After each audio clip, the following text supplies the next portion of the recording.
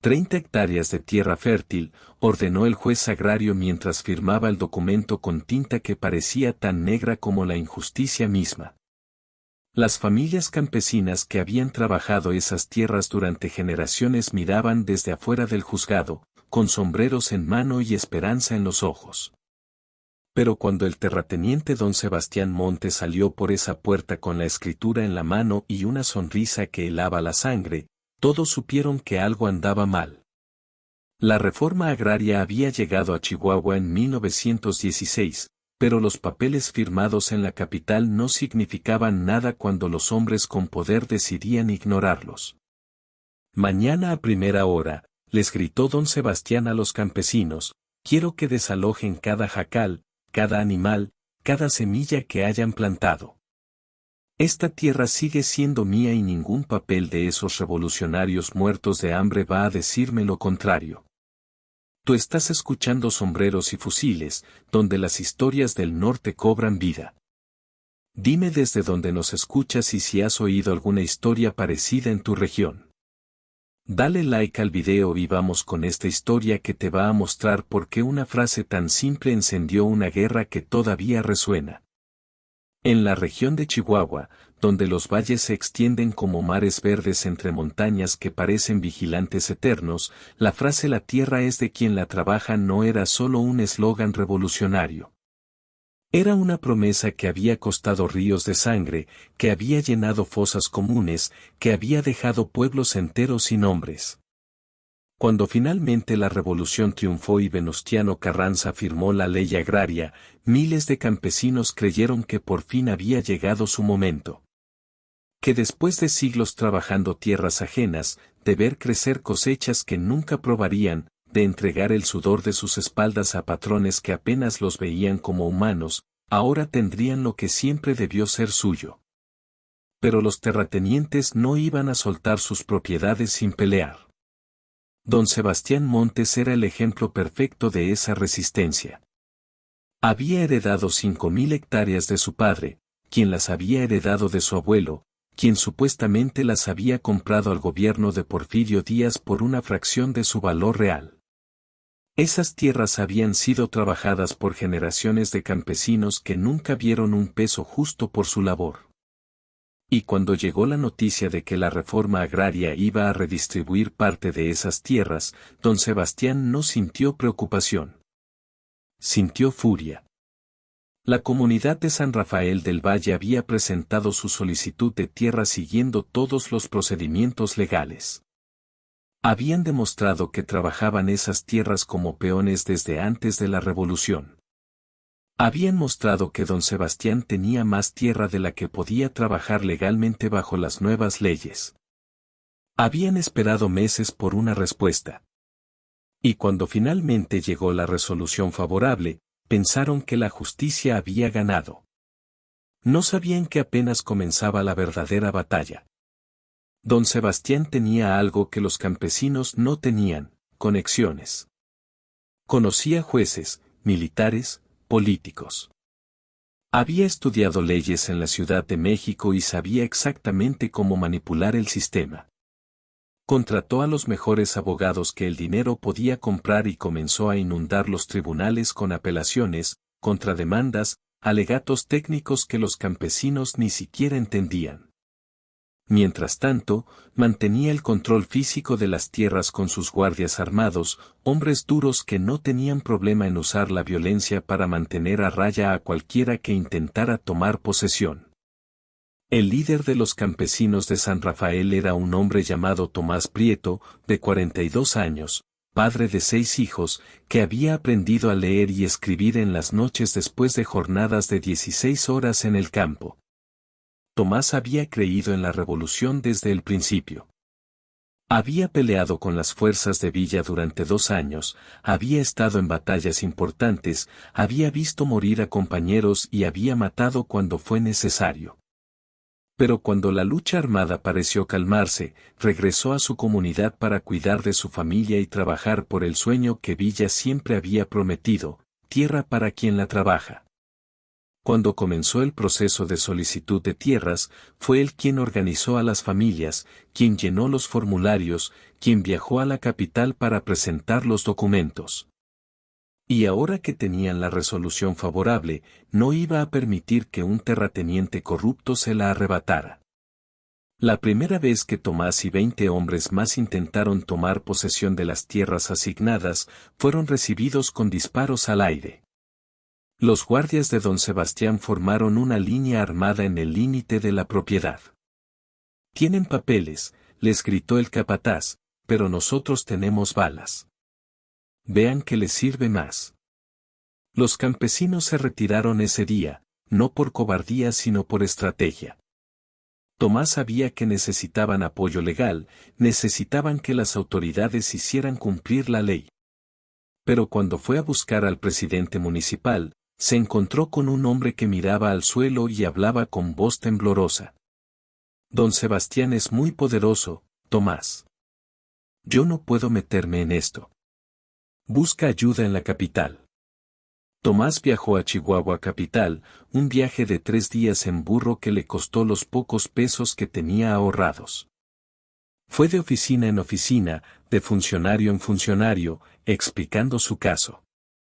Algunos lo escuchaban con simpatía pero sin hacer nada. Otros directamente lo corrían.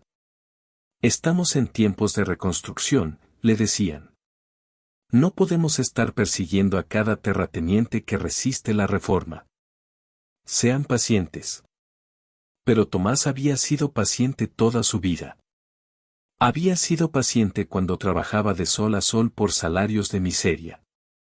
Había sido paciente cuando veía a sus hijos pasar hambre. Había sido paciente cuando enterró a su hija menor porque no tenía dinero para un médico. Ya no tenía más paciencia que dar. Frustrado con la burocracia inútil, Tomás tomó una decisión arriesgada. Sabía que Villa todavía operaba en la región, que aunque oficialmente la revolución había terminado, el Centauro del Norte seguía moviéndose entre pueblos atendiendo asuntos que el gobierno ignoraba. Tomás había servido bajo sus órdenes, conocía a algunos de sus dorados. Si alguien podía hacer que la ley se cumpliera cuando los funcionarios miraban para otro lado, ese era Villa. Tardó una semana en encontrarlo. Villa estaba en un rancho cerca de Parral, descansando después de resolver un problema con unos bandidos que se hacían pasar por revolucionarios para robar a la gente. Cuando Tomás llegó y pidió hablar con él, Villa lo reconoció inmediatamente. «Prieto», exclamó Villa con esa sonrisa grande que iluminaba su rostro. «El que peleó en Torreón y que aguantaba más sed que un camello. ¿Qué te trae por acá, hermano?». Tomás le explicó toda la situación, la resolución agraria favorable, la negativa de don Sebastián a cumplirla, los guardias armados, la corrupción de las autoridades locales. Villa escuchó con atención, su rostro pasando de interés a molestia a furia contenida. Cuando Tomás terminó, Villa se quedó un momento en silencio, mirando el horizonte como hacía siempre que pensaba profundamente. Finalmente habló. «¿Sabes qué es lo que más me enoja, Tomás? No es que don Sebastián se resista a soltar sus tierras. Los ricos siempre van a pelear por quedarse con lo suyo. Lo que me enoja es que peleamos una revolución, murieron miles de muchachos, y todavía hay cabrones que creen que pueden ignorar las leyes solo porque tienen dinero. Eso significa que no aprendieron nada. Y cuando la gente no aprende con palabras, hay que enseñarles de otra manera». Villa llamó a Rodolfo Fierro y a una docena de sus dorados más confiables. «Muchachos», les dijo, «vamos a San Rafael a hacer cumplir la ley. Nada de violencia si no es necesario, pero vamos a demostrarle a ese terrateniente que la frase «la tierra es de quien la trabaja» no es solo bonita para los discursos, es la ley del país. Y la ley se cumple, les guste o no a los poderosos». La cabalgata hacia San Rafael tomó 2 días. Villa conversaba con Tomás durante el camino, preguntándole detalles de las tierras, de las familias, de don Sebastián. Quería entender completamente la situación antes de actuar. No era como los viejos tiempos de la revolución donde se llegaba disparando y se preguntaba después. Ahora Villa estaba tratando de construir algo, de hacer que el país funcionara según las ideas por las que habían peleado. Pero eso no significaba que se iba a dejar intimidar por ningún terrateniente con delirios de grandeza. De regreso en San Rafael, Tomás reunió a la comunidad en la pequeña capilla del pueblo y les dio las noticias. Villa viene para acá. Va a ayudarnos a tomar posesión de nuestras tierras. Las reacciones fueron mixtas. Algunos se llenaron de esperanza renovada. Otros tenían miedo de que la presencia de Villa solo empeorara las cosas, que trajera más violencia. Pero la mayoría entendió que era su única oportunidad real. El sistema legal los había fallado. Las autoridades locales los habían abandonado. Villa era su última carta. Cuando Villa y sus hombres llegaron a San Rafael, fue recibido como héroe. Viejos que habían oído de sus hazañas salieron a verlo. Mujeres le ofrecieron comida. Niños corrían detrás de su caballo. Pero Villa no venía a recibir honores, venía a trabajar. Esa misma tarde reunió a todas las familias que habían recibido tierras. Está bien, les dijo con tono serio. Mañana vamos todos juntos a tomar posesión de esas tierras. Ustedes van a llevar sus herramientas, sus animales, sus familias. Yo y mis muchachos vamos armados, pero las armas solo se usan si don Sebastián es tan tonto como para empezar una balacera. ¿Entendido? Venimos a hacer valer la ley, no a iniciar una guerra. Esa noche, don Sebastián recibió la noticia de que Villa estaba en el pueblo. Su informante le contó con voz nerviosa que el revolucionario planeaba acompañar a los campesinos al día siguiente. Don Sebastián sintió por primera vez algo parecido al miedo. Conocía la reputación de Villa. Sabía que no era un hombre que se dejara impresionar por abogados caros o conexiones políticas. Pero su orgullo no le permitía ceder. Llamó a sus guardias, 20 hombres bien armados y entrenados. Si vienen mañana, les dijo, disparamos primero y preguntamos después. No me importa quién los acompañe. El amanecer llegó frío y tenso. 60 campesinos, 20 mujeres y 30 niños se reunieron con sus pertenencias. Villa y sus dorados los acompañaban, cabalgando tranquilos pero alertas. Era una imagen poderosa, el legendario Pancho Villa cabalgando junto a familias humildes que solo querían trabajar su tierra. Cuando llegaron al lindero de la propiedad en disputa, ahí estaban los guardias de don Sebastián formados en línea defensiva, con rifles listos. Y detrás de ellos, montado en su caballo, el propio terrateniente con expresión de desafío. Villa se adelantó solo, con las manos visibles y sin tocar su pistola. Don Sebastián lo llamó con voz que sonaba casi amistosa. Vengo a hablar, no a pelear. El terrateniente lo miró con desprecio mezclado con nerviosismo. No hay nada que hablar, Villa. Esta es mi propiedad y no pienso entregarla. Villa sintió como si entendiera perfectamente. Mire, yo entiendo que usted está molesto. Nadie quiere perder tierras que siente que son suyas. Pero hay una resolución legal aquí que dice que 30 hectáreas le corresponden a estas familias. Usted puede apelar, está en su derecho. Pero mientras tanto, la ley dice que ellos pueden tomar posesión. Y yo vengo a asegurarme de que la ley se cumpla. Don Sebastián escupió hacia el suelo. ¿La ley? Usted es un bandido, Villa. No tiene autoridad para hacer cumplir ninguna ley. Villa sonrió, pero era una sonrisa sin humor. Tiene razón en que no soy policía ni juez. Pero soy alguien que peleó para que este país cambiara. Y no voy a quedarme de brazos cruzados viendo cómo gente como usted ignora ese cambio solo porque puede pagar abogados y sobornar funcionarios. Se volteó hacia las familias detrás de él. Adelante, empiecen a marcar sus terrenos. Si quieres saber cómo respondió don Sebastián y qué pasó cuando las familias comenzaron a avanzar, deja un comentario diciendo desde donde nos escuchas y suscríbete para no perderte el resto de la historia. Los campesinos comenzaron a avanzar lentamente. Los guardias de don Sebastián tensaron sus armas. El terrateniente levantó la mano para dar la orden de disparar. Y Villa, sin moverse de su caballo, habló con voz que todos pudieron escuchar. Don Sebastián, antes de que haga algo muy estúpido, déjeme explicarle algo. Si sus hombres disparan, yo y mis dorados vamos a responder. Y cuando termine el tiroteo, usted va a estar muerto, sus guardias van a estar muertos, y estas familias igual van a tomar posesión de sus tierras porque esa es la ley. O puede dejar que esto pase pacíficamente, seguir viviendo en su hacienda con las otras 4.000 hectáreas que le quedan y pelear su batalla en los tribunales como persona civilizada. ¿Qué prefiere? El silencio que siguió era tan espeso que se podía oír el viento pasando entre los mezquites.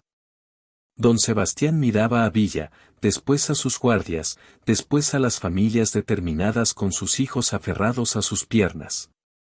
Estaba calculando. Era un hombre inteligente, sabía hacer cuentas. Y las cuentas le decían que no podía ganar este enfrentamiento. Bajó lentamente la mano. A sus guardias les ordenó con voz tensa, dejen pasar. Los guardias, visiblemente aliviados de no tener que pelear contra Villa, bajaron sus armas y se hicieron a un lado. Las familias de San Rafael, casi sin poder creer lo que estaba pasando, comenzaron a caminar hacia sus tierras. Algunos lloraban. Otros reían nerviosos. Los niños corrían adelante sin entender completamente la importancia del momento pero sintiendo la alegría de sus padres. Villa se quedó ahí 3 días completos. No solo para supervisar que las familias construyeran sus casas y delimitaran sus parcelas, sino para enviar un mensaje claro a don Sebastián y a cualquier otro terrateniente de la región que estuviera pensando en ignorar la reforma agraria. El primer día ayudó personalmente a cavar los cimientos de las primeras casas. El segundo día cabalgó por todo el perímetro de las tierras asignadas asegurándose de que los linderos quedaran claros. El tercer día reunió a todos. Escúchenme bien, les dijo sentado sobre un tronco mientras las familias se juntaban alrededor. Lo que lograron aquí no fue solo por mí. Fue porque ustedes tuvieron el valor de reclamar lo que les corresponde. Ahora viene la parte difícil, mantenerlo. Don Sebastián va a intentar quitárselos de 1000 maneras. Va a usar abogados, va a sobornar jueces, va a tratar de dividirlos entre ustedes. La única forma de defenderse es trabajar estas tierras mejor que nadie. Hagan que cada metro cuadrado produzca. Ayúdense entre ustedes. Si uno tiene problemas, todos lo ayudan. Esa es la única manera de que esto funcione.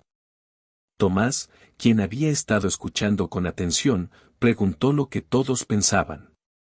¿Y si regresa con violencia cuando usted se vaya, mi general? Villa se rascó el bigote pensativamente. No lo va a hacer. Le di suficiente miedo para que lo piense 2 veces. Pero por si acaso, voy a dejar a 2 de mis muchachos en el pueblo un par de semanas. Y voy a regar la voz por toda la región de lo que pasó aquí. Cualquier terrateniente que piense en atacarlos va a saber que me voy a enterar. Y no les va a ir bien. Se levantó y miró a todos con expresión seria. La tierra es de quien la trabaja. Yo siempre lo he dicho. Ustedes ahora tienen la oportunidad de demostrarlo. No me fallen. Antes de irse, Villa fue a hablar personalmente con don Sebastián. El terrateniente lo recibió en su casa con frialdad cortés. Había perdido la batalla pero no estaba dispuesto a ser amable. Villa entró sin quitarse el sombrero. Vine a dejarle algo claro, don Sebastián. Lo que pasó aquí no es personal contra usted. Es sobre justicia. Usted todavía tiene miles de hectáreas. Puede vivir muy bien con eso. Pero esas familias no tenían nada. Ahora tienen un pedazo de tierra. Déjelos trabajar en paz. Pelee en los tribunales si quiere, es su derecho. Pero si vuelvo a oír que mandó guardias a intimidarlos, que saboteó sus cosechas, que les hizo cualquier tipo de daño, voy a regresar. Y la próxima vez no voy a ser tan educado. Don Sebastián lo miró con odio apenas contenido. Esto no se va a quedar así, Villa. Tengo amigos poderosos. Villa sonrió y se dio vuelta para salir. Sus amigos poderosos no me asustaron durante la revolución, don Sebastián. No me van a asustar ahora. Buenos días. Salió de la casa, montó en 7 leguas, y se fue con sus dorados levantando polvo en el camino del amanecer. Los meses siguientes fueron de trabajo intenso para las familias de San Rafael. Trabajaron las 30 hectáreas con un fervor que nacía de saber que cada surco, cada semilla, cada gota de sudor era en tierra propia. No era tierra prestada, no era tierra del patrón, era tierra de ellos. Y esa diferencia lo cambiaba todo. Se levantaban antes del alba no porque un capataz los obligara sino porque querían ver crecer sus cosechas. Trabajaban hasta que oscurecía no por miedo al castigo sino por orgullo de ver el progreso. Don Sebastián, fiel a su palabra, intentó pelear legalmente. Contrató abogados caros, presentó apelaciones, buscó cualquier tecnicismo que pudiera usar. Pero cada intento fallaba. Los jueces, sabiendo que Villa tenía interés en el caso, no se atrevían a favorecer al terrateniente con argumentos débiles. Los funcionarios que antes aceptaban sobornos ahora tenían miedo de las consecuencias.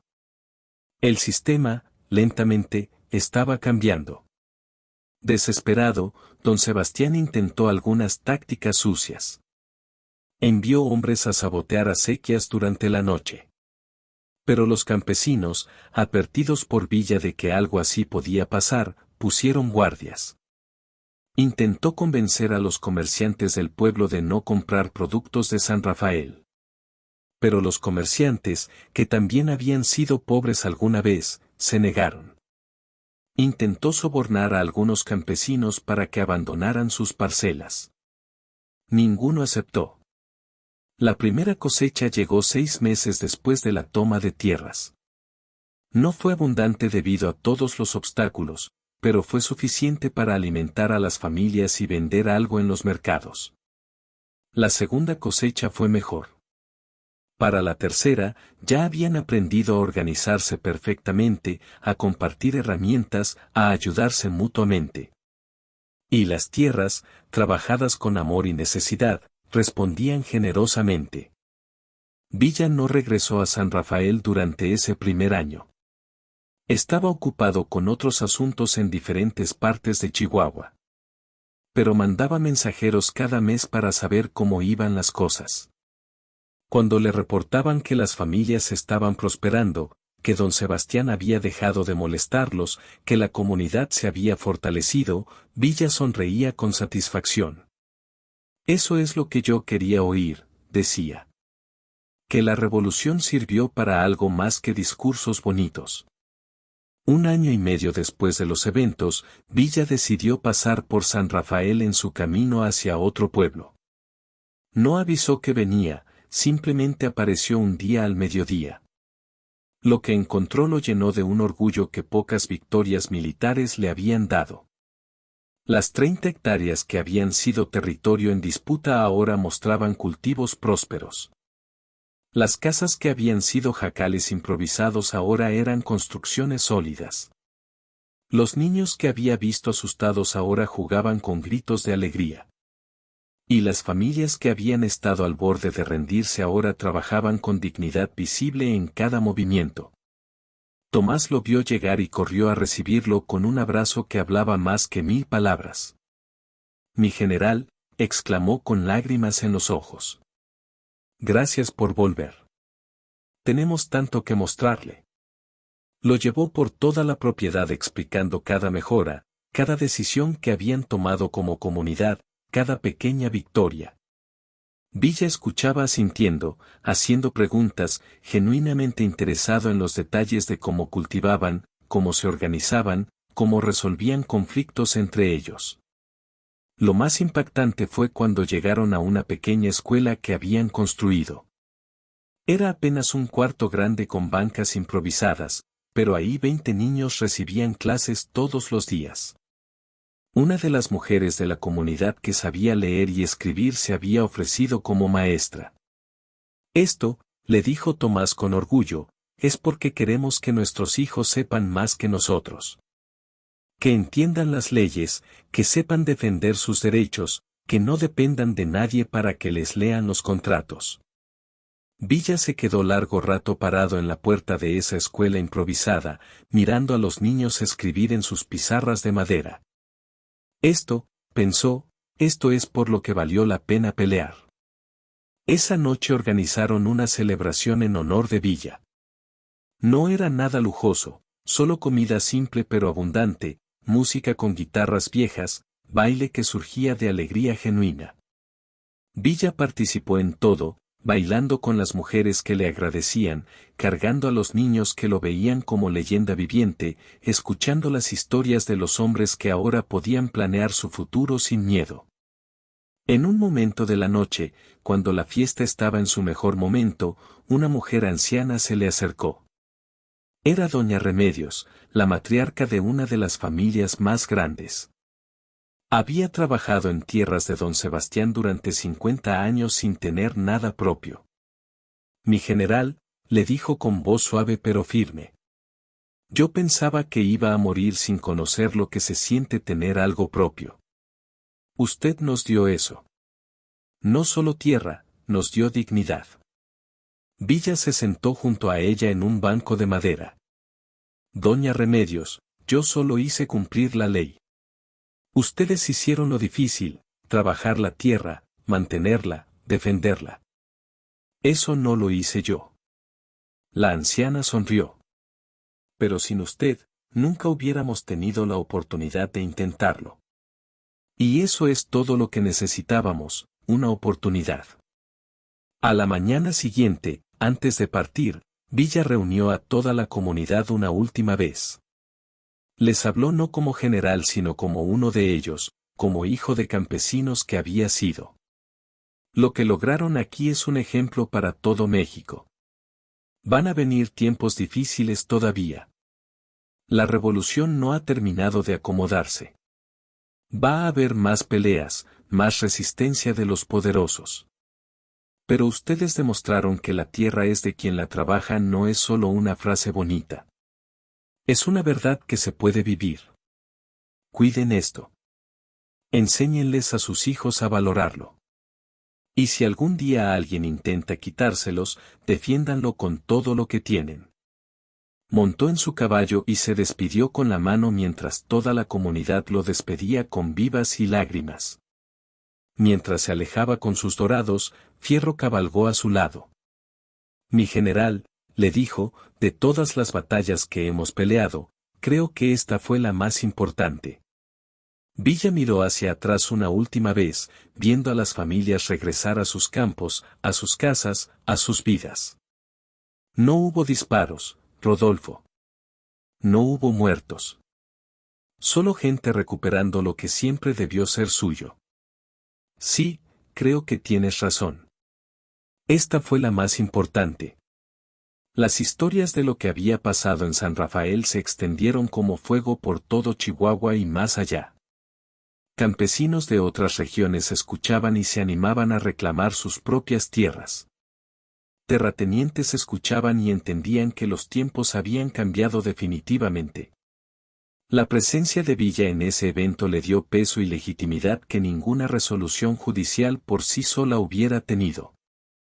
Demostró que la revolución no era solo palabras en papel, sino voluntad de hacer cumplir esas palabras aunque los poderosos se resistieran.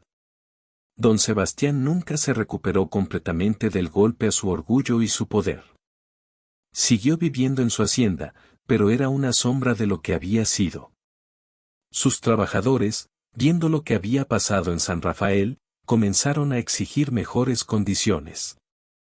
Algunos simplemente se fueron a buscar sus propias tierras en otras partes. El imperio que había heredado se fue desmoronando lentamente, no por confiscación violenta sino por el simple hecho de que el mundo había cambiado y él se había negado a cambiar con él. Años después, cuando Villa fue asesinado en Parral, las familias de San Rafael lloraron su muerte como si hubieran perdido a un familiar. Organizaron una misa en su honor en la pequeña capilla del pueblo.